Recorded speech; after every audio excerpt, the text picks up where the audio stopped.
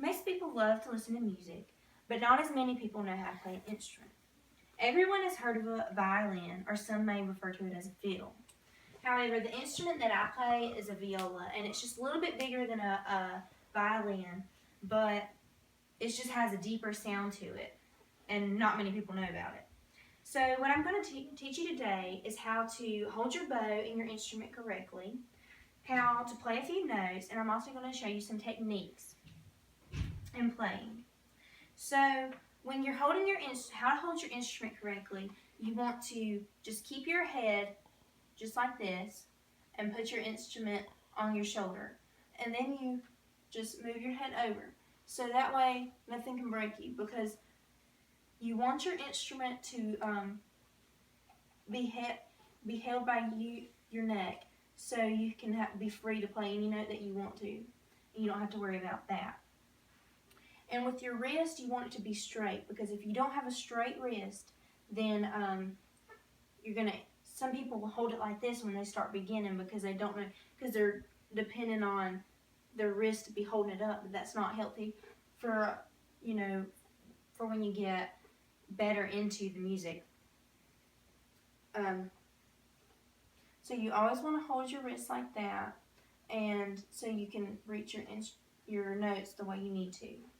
And when you're holding your bow, what you want to do is put your thumb right here at the frog, put your middle finger right above the thumb finger, ring finger right beside of that, pinky finger on top of that, and you kind of just need your index finger just to sit loose.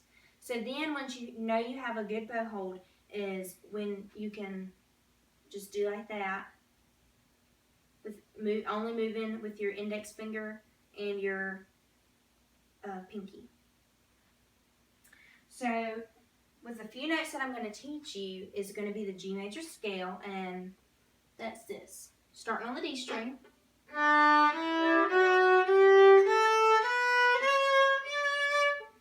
And the way you play that is, in music you have half steps and whole steps. So this is what we call the nut, and on your D string, you're going to go D, half step to your E, whole step to your F sharp, half step to your G, and then you're going to repeat that with your A, half step to your B, whole step to your C sharp, and then half step to your D.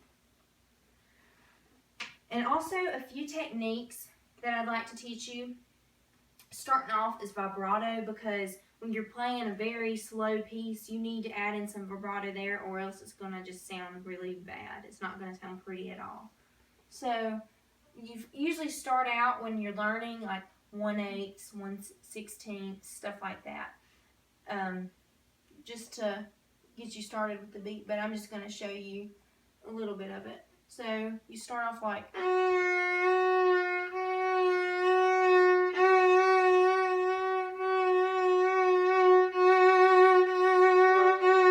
and then you finally get to where you have that pretty vibrato sound. And unlike cellos and basses, we don't have gravity helping us. We just are fighting against gravity when we're playing ours, violins and violas both. But also with your bow, you're wanting to, with your bow hold, in order to play a heavier sound, you're wanting to get more towards your bridge, and then you're wanting to, if you want a lighter sound, you're wanting kind of on your fingerboard is how you want to do that. So I hope I've taught you how to hold your instrument and your bow correctly, play some notes, and how to use some techniques.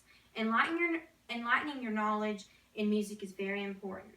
Now that you know what a viola is, I hope that really helps you try to seek out some more instruments to learn how to play, or maybe even learn how to play this if you have already have another instrument that you play. And don't get frustrated if